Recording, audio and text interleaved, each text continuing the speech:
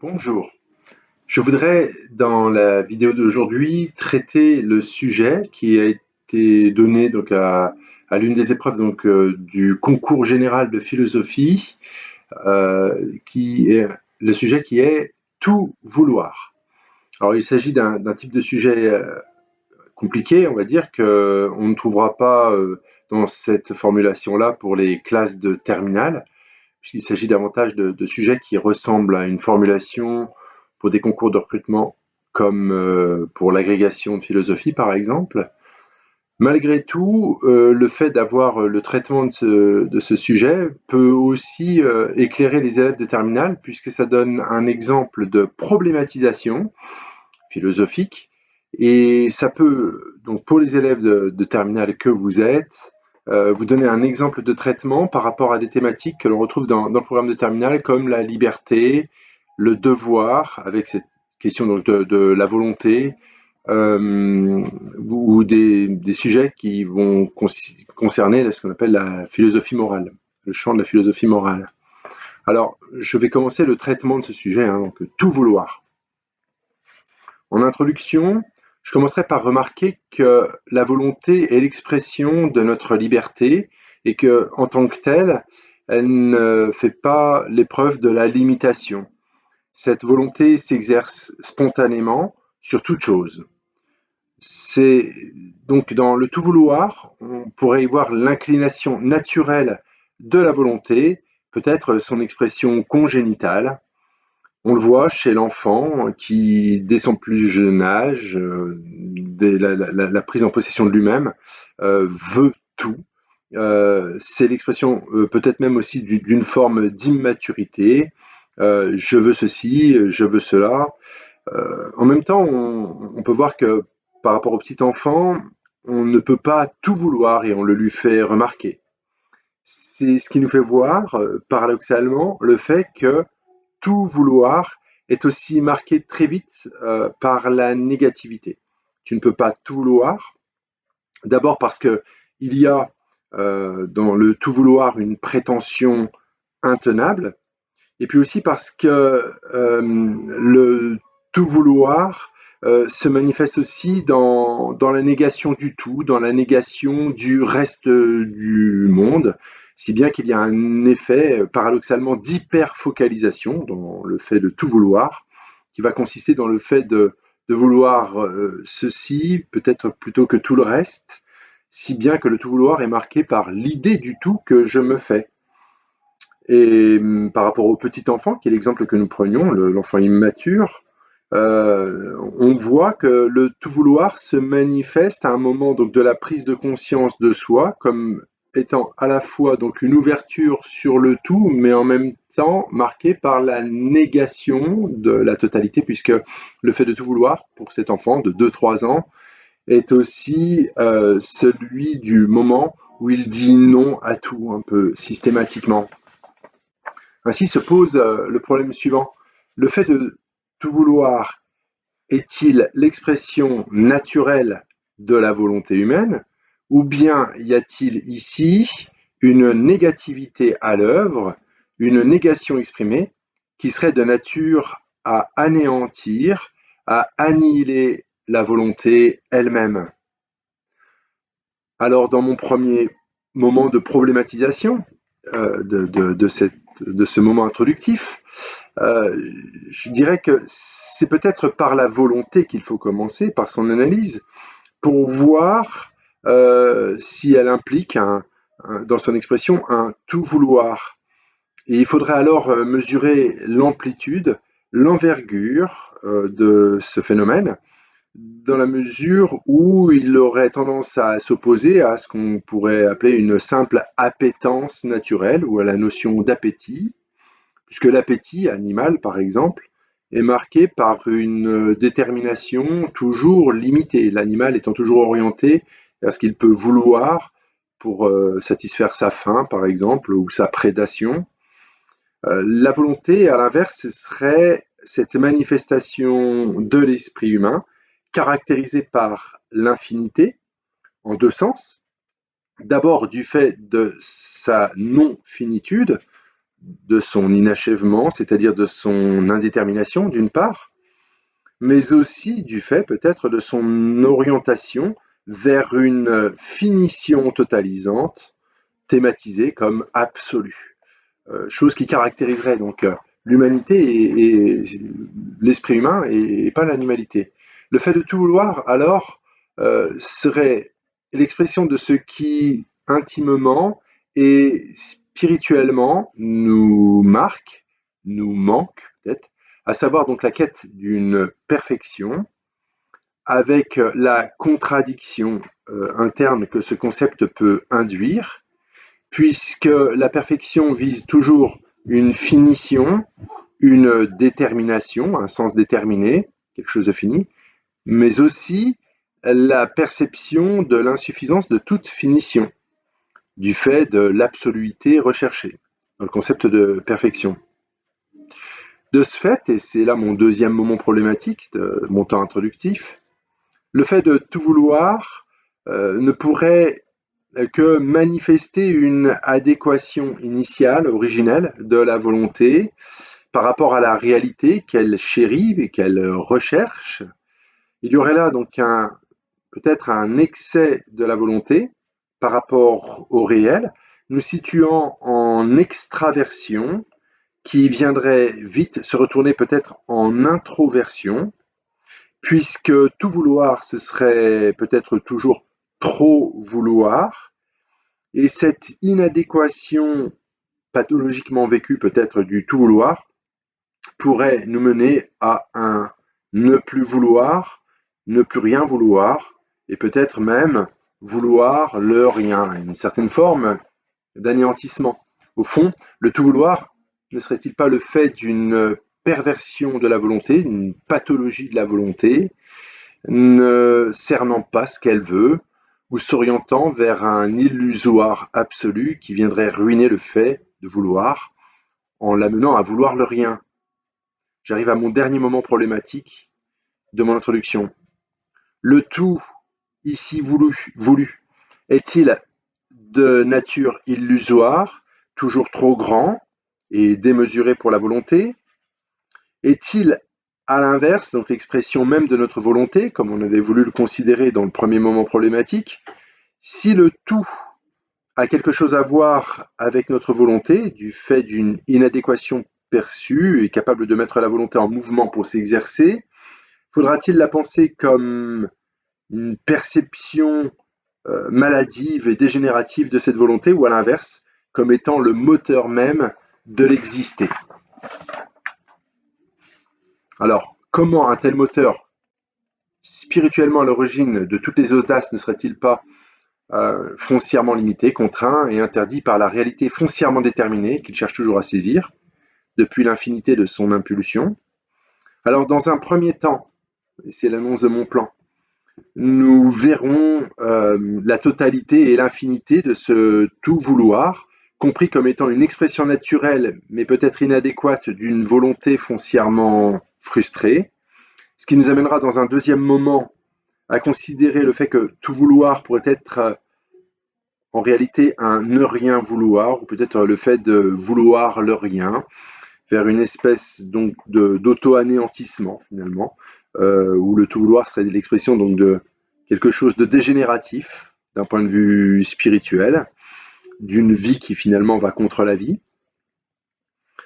Ce sera ensuite dans un troisième temps que nous verrons que la volonté, comme elle n'est peut-être pas marquée par le nihilisme et l'anéantissement, eh bien, ce sera peut-être le moment de voir en quoi le fait de tout vouloir serait ce qui nous relierait intérieurement peut-être à la question de l'origine de l'être, dans une quête infinie, dans une recherche infinie, jamais complètement maîtrisée, mais sans quoi, avec cette volonté de maîtrise, peut-être que le tout vouloir pourrait s'invertir dans un tout pouvoir. C'est ce que nous allons essayer donc de voir maintenant. Alors, j'entame maintenant donc le premier moment de ma réflexion, qui suppose peut-être que l'on commence, comme on l'a pu l'annoncer en introduction, par une analyse de la volonté elle-même. Et cette volonté humaine serait sûrement à dissocier ou à distinguer donc de la notion d'appétit qui est marquée par la finitude.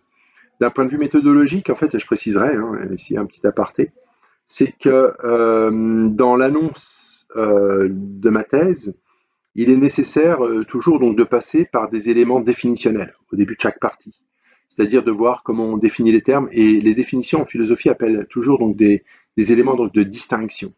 Et donc c'est par là que je souhaite commencer d'un point de vue argumentatif ici, donc en dissociant ce que j'ai d'abord commencé par appeler en introduction, c'est-à-dire une distinction entre la volonté et l'appétit. Donc la volonté humaine est un appetitus si on veut, mais qui finalement n'est pas réductible à cette notion donc d'appétit ou d'appétence, peut-être naturellement déterminée. L'appétit donc étant toujours donc orienté par cette chose-ci que je veux, l'appétit du chat par exemple, enfin voilà, par rapport à sa gamelle. La volonté serait peut-être aussi à dissocier de la notion de désir. On a là quelque chose qui pourrait être donc de l'ordre d'une congruence. La notion de désir est intéressante parce que elle est marquée étymologiquement par la notion d'infinitude, ou la notion d'infini. Étymologiquement, vous savez que le désir, c'est le desiderium, c'est-à-dire la disparition de l'astre, que l'on peut entendre ici métaphoriquement comme la disparition de l'absolu, ce vers quoi nous tendons. Mais la distinction que je poserai ici, donc au début de ma première partie, entre le désir et la volonté, c'est que le désir est toujours marqué par une certaine forme d'indétermination, si bien que dans ce qu'on désire, il y a donc cette impulsion ou ce mouvement qui ne pas trop savoir ce qu'il recherche. Disons que je caractériserais assez volontiers la notion de désir par quelque chose qui pourrait être comme une impulsion anarchique.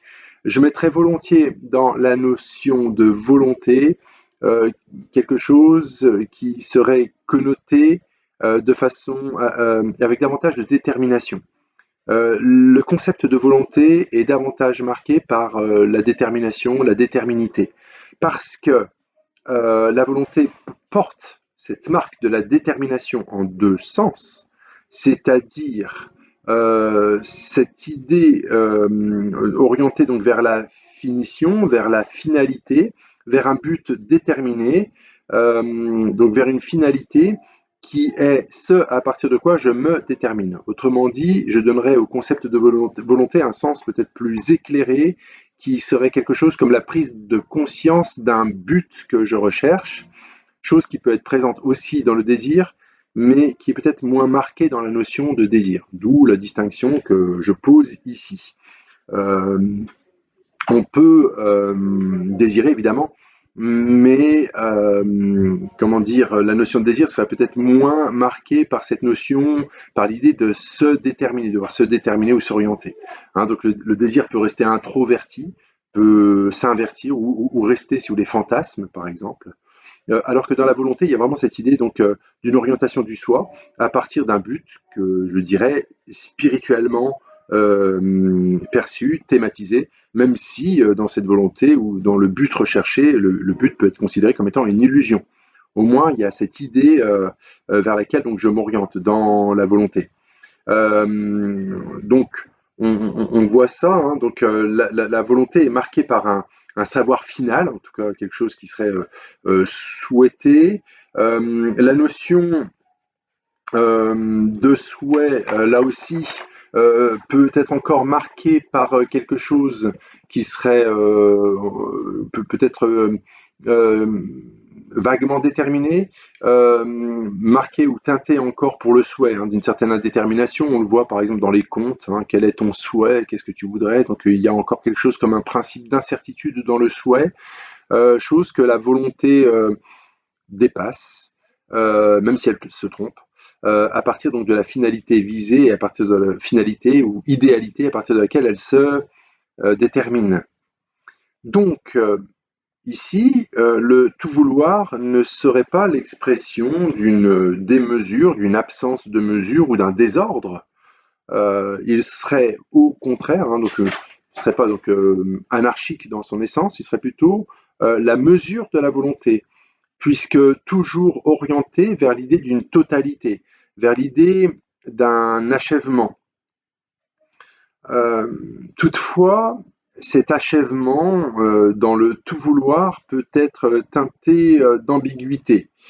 Donc, on peut reprocher à quelqu'un qui voudrait tout, on pourrait lui dire mais tu ne sais pas ce que tu veux, dans la mesure où cette totalité supposée pourrait aussi rester teintée donc d'une certaine indétermination.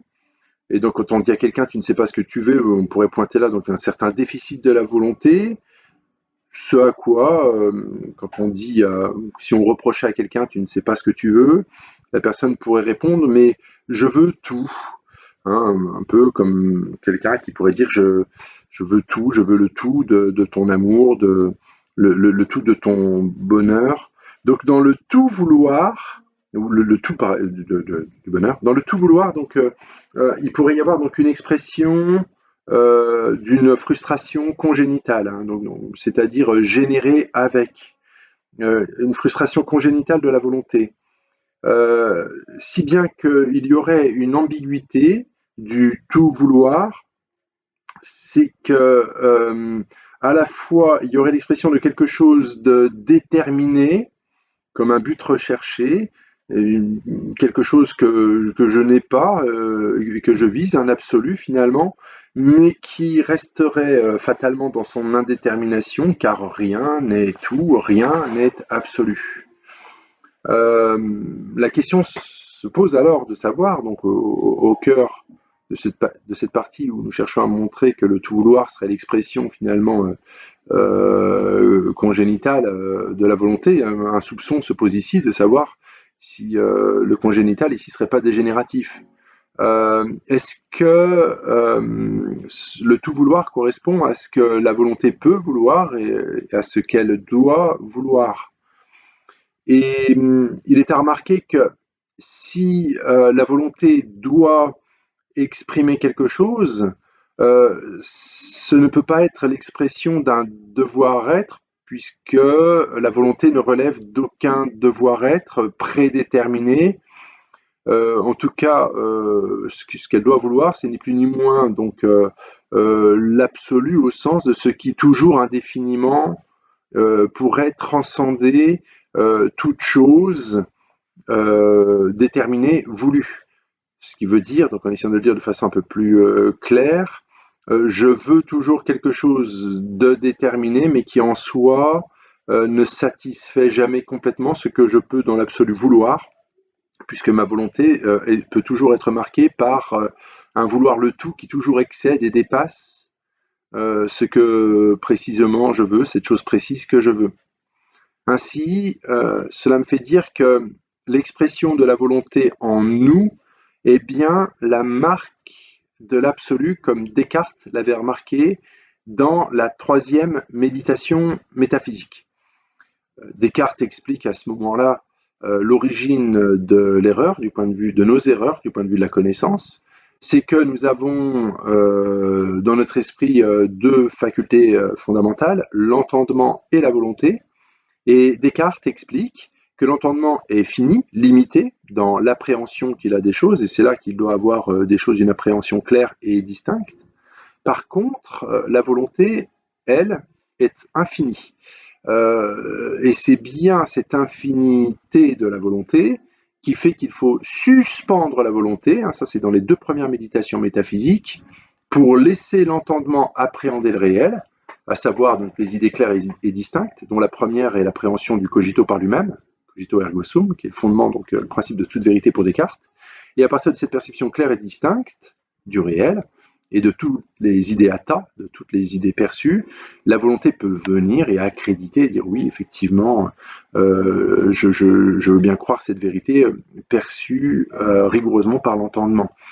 Mais c'est ce décalage entre l'entendement et la volonté, nous explique Descartes, qui fait que nous nous trompons parce qu'on veut trop vite, on veut tout le temps, et trop rapidement juger des choses par rapport auxquelles nous n'avons pas nécessairement donc une appréhension claire et distincte. Donc, de ce fait, la volonté est cette marque en nous de Dieu, c'est-à-dire elle est l'image et la ressemblance de Dieu en nous. Et donc l'expression de Dieu en nous, donc ça veut dire, si on prend cela au sérieux, que Dieu non seulement veut tout, est un être qui peut tout vouloir, mais c'est aussi l'être tout puissant. De ce fait, par la volonté, qui est cette marque en nous donc de l'infinité, c'est ce par quoi notre esprit peut tout vouloir et croire en tout cas tout pouvoir. Et c'est par la volonté, à juste titre, on pourrait dire que nous croyons toujours, peut-être naïvement, mais enfin que nous croyons que tout est possible. Euh,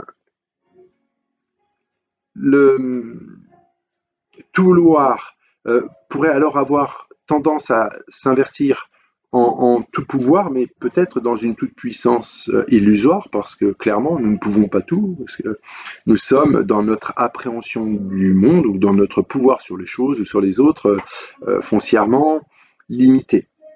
Donc le tout vouloir ne serait-il pas alors cette expression de la vie de l'esprit de l'homme qui facilement donc s'invertirait en croyance toute puissance qu'elle serait, mais seulement spirituellement, c'est-à-dire en esprit, mais jamais vraiment réellement. Si bien que le tout vouloir nous amènerait à une certaine forme d'illusion dans un tout qu'elle pourrait toujours croire posséder, mais qui en réalité toujours l'excéderait, puisque le tout vouloir serait toujours bien au-delà de ce que nous pouvons. Ce qui pourrait alors nous amener à un confinement dans un vouloir pur, auto-hypnotique peut-être, euh, pathologique peut-être, et finalement incapable de rien vouloir vraiment. Comment penser finalement ce tout vouloir qui ne serait peut-être que l'expression même de l'immaturité de la volonté, dans le meilleur des cas, et dans le pire des cas, peut-être l'expression de la pusillanimité, c'est-à-dire de la petite âme qui jamais n'arrive à sortir d'elle-même pour véritablement vouloir quoi que ce soit. J'arrive alors au deuxième moment de mon analyse pour repenser ce tout vouloir qui finalement ne serait peut-être que l'expression d'une auto-fascination. Si on reprend l'exemple du petit enfant posé dans l'introduction, on voit que c'est au moment où la volonté, où la conscience et la volonté s'auto-appréhendent, qu'elle peut être dans une auto-fascination du soi, qui se voit finalement dans cette toute-puissance, illusoire sûrement, qui peut dire non à tout, mais alors plutôt qu'illusoire, il faudrait peut-être dire immature, mais qui commence à se poser en soi, donc dans l'opposition, mais qui sera donc une opposition ineffective. Alors, le nom est donc ici auto-éprouvé, comme dans une insatisfaction finalement du réel, qui n'est jamais assez, ou qui peut toujours être mieux. Euh, on a donc ici, dans le fait de tout vouloir, une totalité qui semble coller au vouloir, mais ce qui va, comment dire, mettre cette volonté en mouvement, ce n'est pas donc de rester donc dans ce tout vouloir, mais il faudrait plutôt donc se méfier de ce tout vouloir pour finalement le dépasser dans l'acceptation finalement donc, de la réalité ou de la réalité toujours déterminée qu'il nous faut apprendre et à vouloir et sur lequel donc nous exerçons donc, notre pouvoir. Donc tout au plus, il faudrait voir dans le tout vouloir peut-être un idéal régulateur, mais jamais une réalité authentiquement appréhendée ou appréhensible. Il faudrait donc se méfier de ce concept de totalité ou ce tout qui serait peut-être un piège de la raison dans laquelle la raison pourrait tomber. Euh, Kant nous met en garde dans la critique de la raison pure contre cette tendance de la raison qui peut vouloir donc comprendre le réel, hein, et qui ne peut le comprendre qu'à partir des catégories de l'entendement.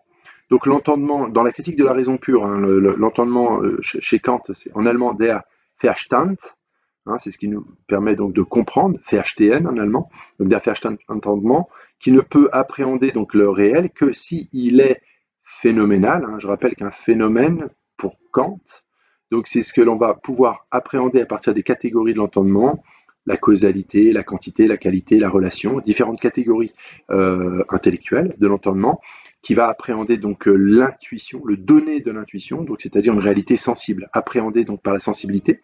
La sensibilité seule pour Kant serait aveugle, et si vous voulez, la sensibilité animale ne saisit pas donc le monde dans sa causalité, ne le comprend pas parce qu'elle est aveugle, elle est incapable finalement donc de mettre en ordre, si vous voulez, donc la réalité perçue.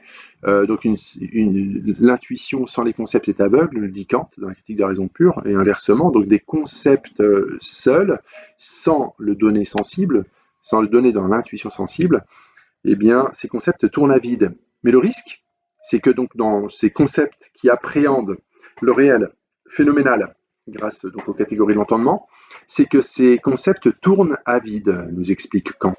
Et cette tendance donc des concepts qui tournent à vide, alors quand est-ce qu'ils tournent à vide?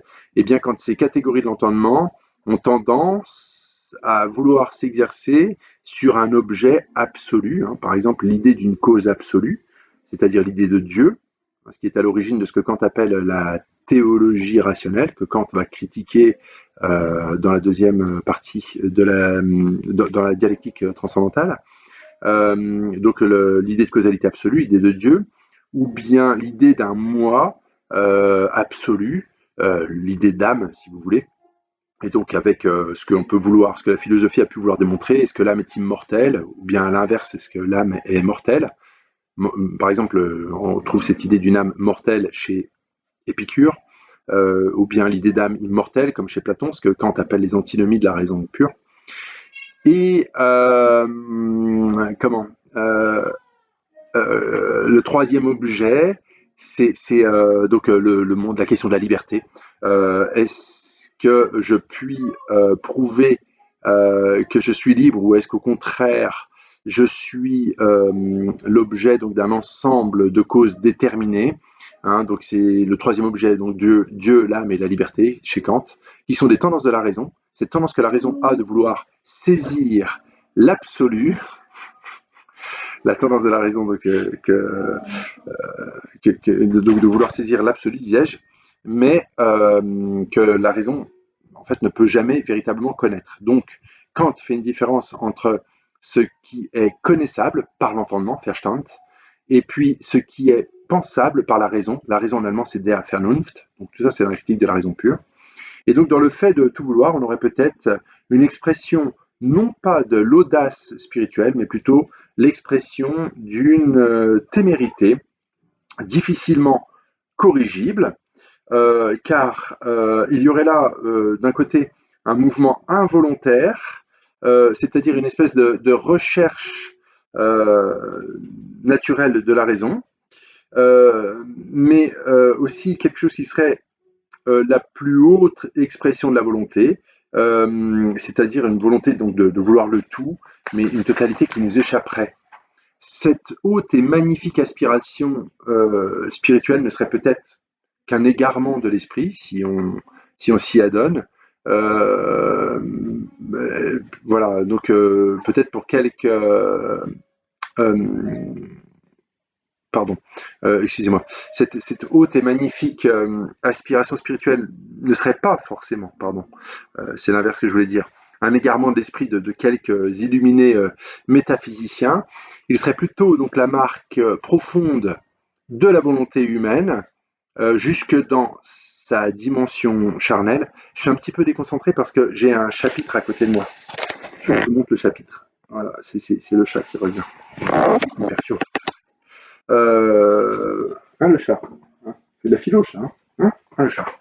Donc, c'est pas seulement donc je disais donc quelque chose qui caractériserait quelques illuminés, puisque le désir est marqué par cette indétermination que nous avions signalée en 1, mais aussi marqué par ce désir de totalité dans un tout, peut-être dans un tout vouloir. Euh, Pourquoi? Parce que le désir, même si c'est obscurément, c'est ce que nous avions dit donc dans la première partie, même si c'est obscurément, le désir est marqué par cette volonté d'accomplissement holistique, cette détermination totale, hein, comme quand on rêve du prince charmant ou de la princesse, mais dans quelque chose qui serait finalement toujours illusoire.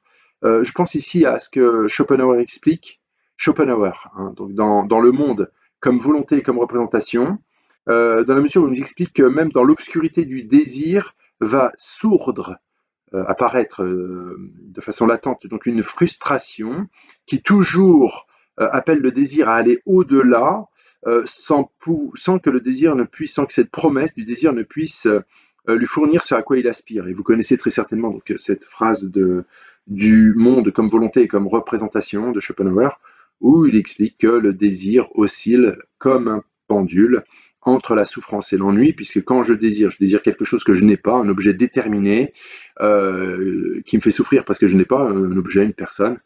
Et une fois que je le possède, ou que je l'ai quéri, que je l'ai conquis, et que je le chéris, c'est un peu finalement comme un goût de cendre qui me reste, puisque cette détermination, ce but déterminé, me laisse finalement un arrière-goût d'insatisfaction, puisqu'il n'est jamais à la hauteur de l'absolu auquel je pouvais aspirer. Si bien qu'il nous faut, nous dirait Schopenhauer, ne pas être victime de notre illusion, donc dans le désir, qui finalement ici se ramène à cette aspiration de la volonté, une volonté qui serait finalement nihiliste parce qu'elle voudrait donc quelque chose de parfaitement illusoire, et tout désir, tout objet déterminé, finalement, ne serait jamais donc capable donc de répondre à cette impulsion initiale et finalement foncièrement indéterminée de la totalité à laquelle donc nous aspirons.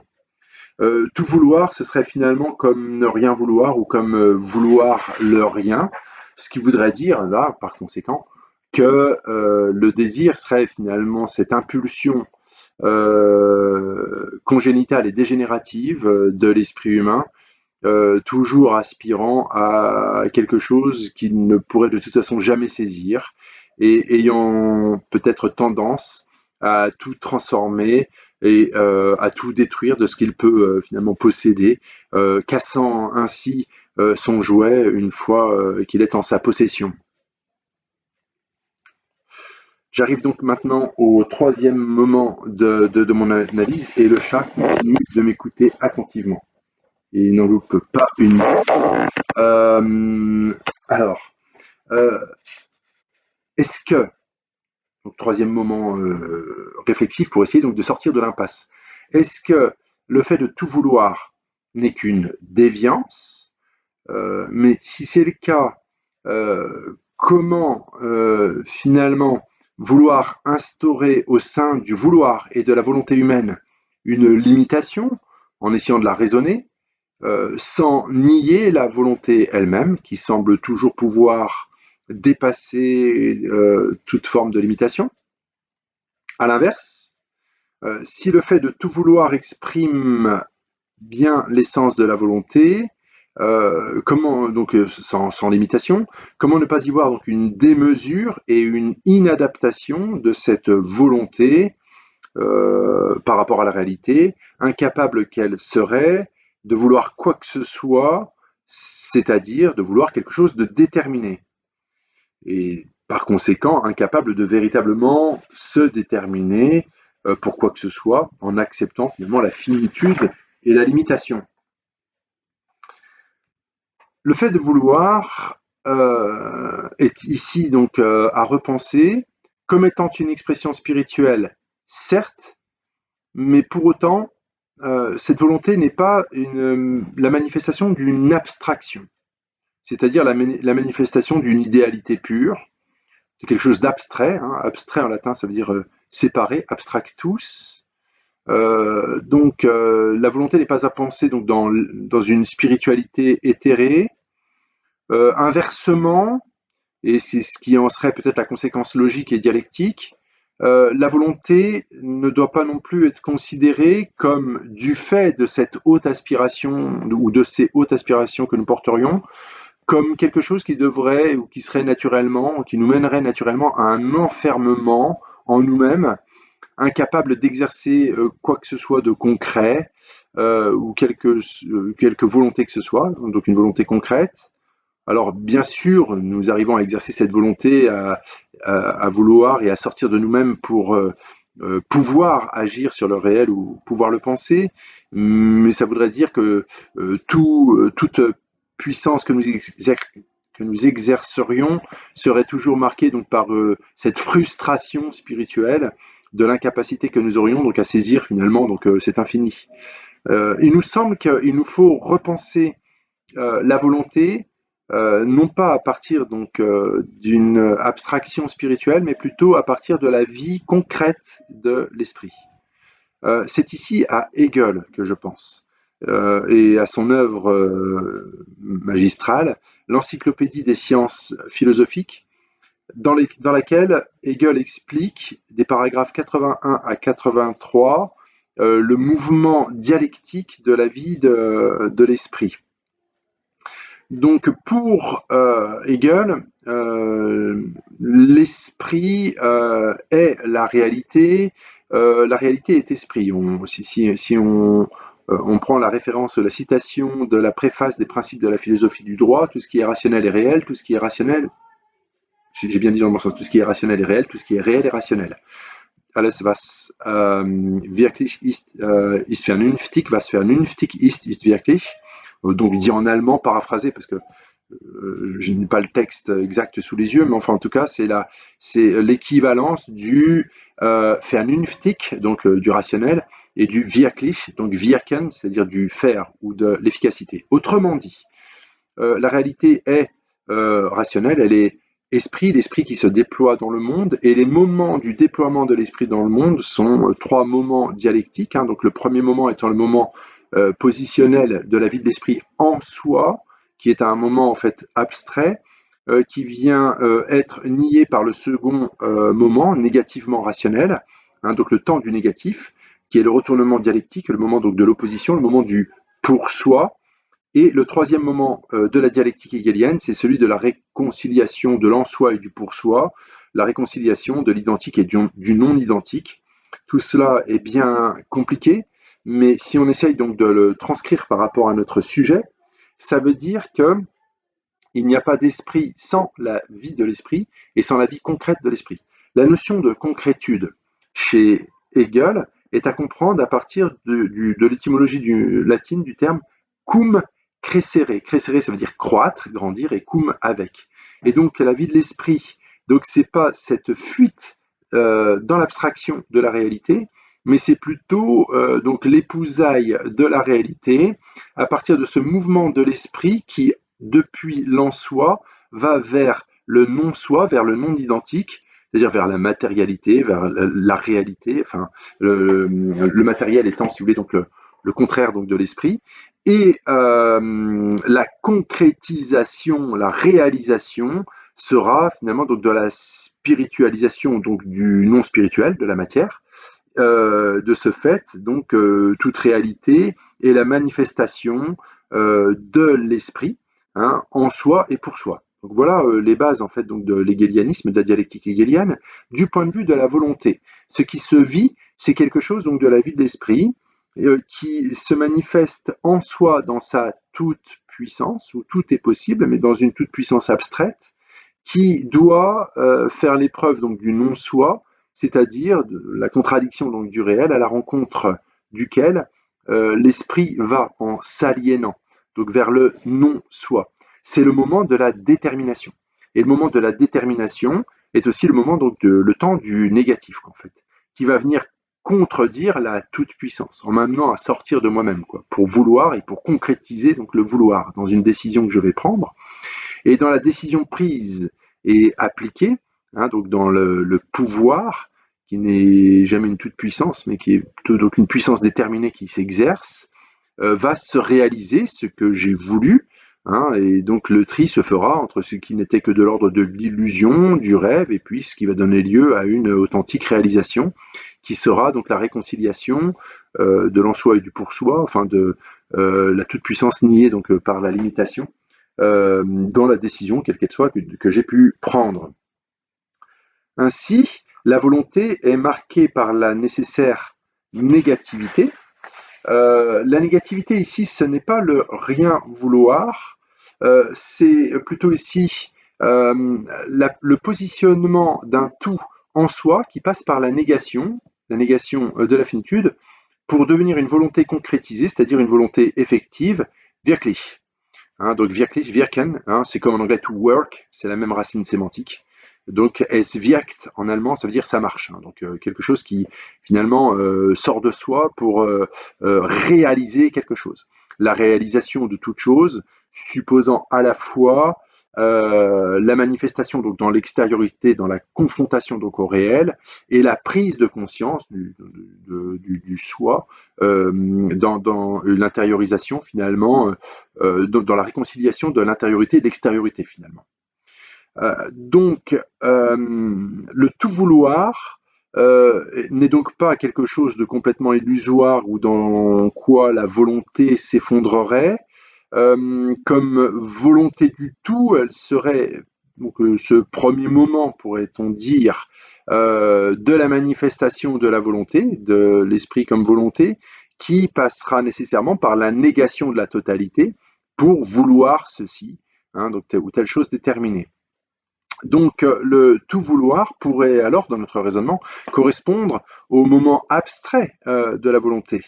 Le tout ou la totalité n'étant jamais en elle-même complètement saisissable.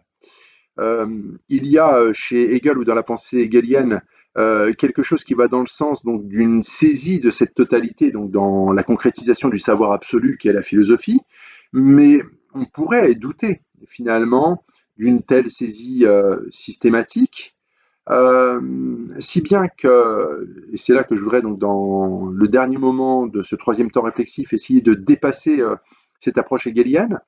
Hegel m'a aidé à penser le fait que donc dans le tout vouloir, il y a un moment, si vous voulez, de la volonté qui se pose dans la quête peut-être d'absolu ou la quête d'infini.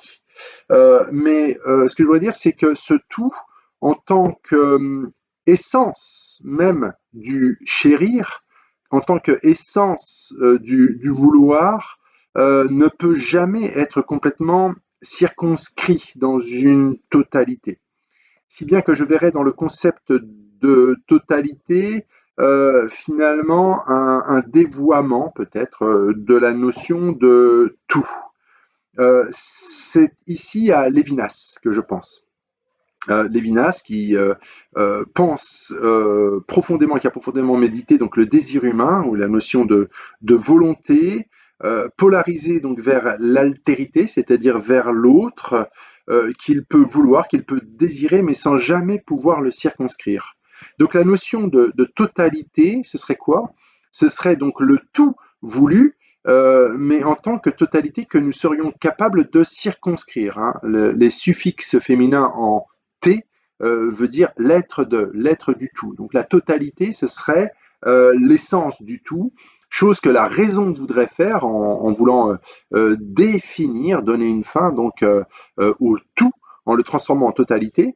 Mais dans un livre comme Totalité et Infini, hein, qui est un des ouvrages de Lévinas, Lévinas montre bien que l'autre, c'est bien ce tout que je peux désirer, que je peux rechercher, mais que je ne peux jamais circonscrire.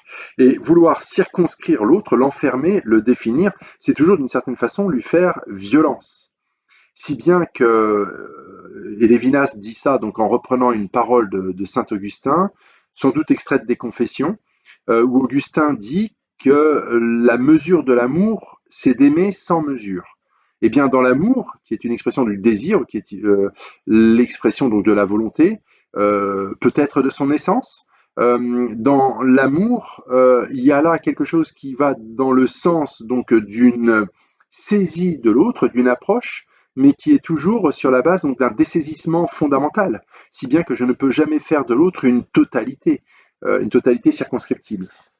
Vouloir faire cela, ce serait donc toujours déjà finalement l'enfermer et peut-être l'enfermer entre quatre planches, c'est-à-dire le tuer. C'est la raison pour laquelle donc dans un livre comme Éthique et Infini, Lévinas nous dit que par rapport à la présence de l'autre, le commandement de l'autre, marqué par cette présence de l'autre, le commandement qui, sans parler, pourtant déjà s'exprime, c'est le tu ne tueras pas, qui est en fait le sixième commandement du décalogue. Lévinas est un penseur juif. Hein, donc ce qu'il dit, c'est ce qui est écrit par exemple dans la Torah juive, dans le livre de l'Exode, ou bien dans le livre du Deutéronome, hein, le sixième commandement, tu ne tueras pas. Donc dans la relation à l'autre, c'est que finalement toute parole tournée vers l'autre et tout acte tourné vers l'autre est une parole qui jamais ne peut l'enfermer ou le saisir. Et donc dans cette volonté que je pourrais avoir, et pourtant très facilement nous sommes prompts à juger l'autre, à vouloir l'enfermer, c'est déjà, même si je ne le tue pas avec un couteau ou un pistolet, mais c'est déjà l'enfermer, c'est déjà être meurtrier. Il y a donc ici un dépassement éthique de cette tendance de la raison. Le dépassement éthique, c'est celui de cette acceptation donc de l'altérité, hein, donc de la présence de l'autre, qui ne peut jamais être circonscrite donc en une totalité. Hein, la raison totalise tout le temps, mais l'approche de l'autre dépasse finalement cette approche rationnelle du raisonnement dans une approche peut-être qui serait davantage cordiale, peut-être aimante, dans la mesure où je suis toujours amené donc à approcher l'autre en lançant vers lui un pont, mais qui ne peut jamais être une liane ou quelque chose qui va l'enserrer ou l'enfermer dans une totalité. Si bien que le tout vouloir est ici pensé comme étant finalement l'inspiration profonde de la volonté, compris ici dans mon raisonnement à partir du concept d'amour ou de désir de l'autre, qui sans cerner complètement par la raison, par les concepts de la raison, sans pouvoir déterminer ce qu'il veut cerner, en a une idée pourtant bien précise dans celui ou dans celle qu'elle aime, ou peut-être même aussi dans ce monde que l'on peut vouloir aimer. Une idée donc à la fois précise comme tout, précise intuitivement, mais incirconscriptible conceptuellement. Si bien que le tout vouloir n'est pas un vouloir, nécessairement un vouloir la totalité, dans une totalité conceptuelle, dans un Begriffen, en allemand un Begriff, un concept qui voudrait donc l'enserrer et la déterminer donc absolument. Il y aurait donc là la marque de l'absolu qui à la fois appelle la volonté humaine à exister, à sortir d'elle-même, peut-être à comprendre, à prendre avec elle, sans pouvoir donc jamais absolument la définir. J'arrive ici à la conclusion de mon raisonnement pour dire que ce sujet qui nous a été posé ici, le fait de tout vouloir, n'a pas été compris par nous comme étant une pathologie dégénérative spirituelle de la volonté qui s'enfermerait sur elle-même ou qui pourrait donc finalement s'auto-nier et s'effondrer dans un nihilisme peut-être destructeur.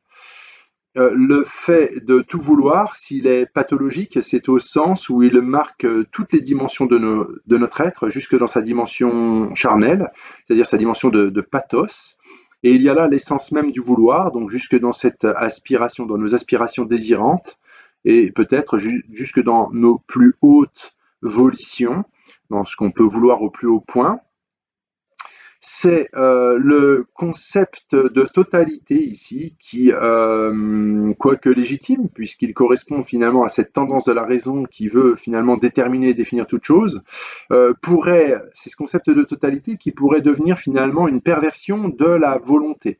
La manifestation de la conceptualité ou de la rationalité est une manifestation finalement de la puissance, mais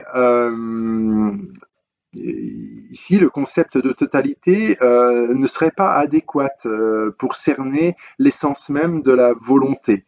Parce qu'il y aurait donc dans la volonté quelque chose de foncièrement impulsif et peut-être d'inconscriptible, si bien que le vouloir ne doit pas être pensé, sauf à détourner le concept de vouloir. Le vouloir ne peut pas être pensé en termes de pouvoir. Je pense ici, par exemple, à la perversion politique, qui ici est une ultime perversion politique, une ultime perversion du pouvoir, au totalitarisme qui est cette espèce de tendance rationnelle qui comprend donc à partir de la totalité ici, devenue ou transformée en pouvoir et en pouvoir absolu, qui a pu donner les carnages que nous connaissons, dans ce que Arendt par exemple dénonce, ce qu'elle comprend finalement dans les origines du totalitarisme. Dans l'analyse qu'elle fait du nazisme et du stalinisme. Petite remarque méthodologique, la conclusion, c'est plus forcément le moment d'amener des références d'auteurs pour les analyser, mais voilà, ça m'a traversé l'esprit, je l'amène là, mais par prudence. Voilà, mais c'est vrai que ce concept de totalité m'intéressait ici pour expliciter finalement ce que j'ai appelé donc la perversion du vouloir en pouvoir, si on veut voir donc dans le pouvoir l'essence même donc de la volonté. Ainsi, pour terminer, donc la volonté ne peut que tout vouloir dans la mesure où elle se polarise sur ce tout qu'elle veut, comme quand j'aime, ou comme quand je veux quelque chose, hein, je veux le tout de mon amour, ou le tout de ton bonheur, ou peut-être le tout de la justice sociale, s'il s'agit là finalement d'une impulsion par rapport à mon engagement politique. Euh, donc ce tout est inconscriptible en tant que volonté vivante. Il ne peut être qu'une réponse à un appel qui sera vu, qui sera perçu, donc dans une volonté qui veut mais jamais ne se ferme, pour toujours vouloir encore. Et si ce vouloir s'invertit en puissance, s'il peut devenir puissance, pardon, ce qui est tout à fait possible, puisque la volonté donc naturellement nous amène donc comme à sortir de nous-mêmes pour pouvoir, alors cela nous amène d'une certaine façon à nous émerveiller par rapport à ce que nous pouvons, mais peut-être aussi toujours à nous méfier par rapport à ce que nous voulons, afin que cette volonté ne se renferme pas pour s'invertir donc dans une volonté de maîtrise absolue. Euh, donc la volonté qui veut tout est à la fois en prise avec le réel parce qu'elle est amenée donc à gérer ce réel, mais jamais ultimement à le posséder. Cela afin de toujours vouloir encore, donc à la fois un désir de possession, mais dans une conscience peut-être humble pour toujours avoir un rapport aux choses, aux autres et aux êtres dépossessifs puisque nous ne sommes finalement que des gérants et jamais des propriétaires. Voilà, je vous remercie.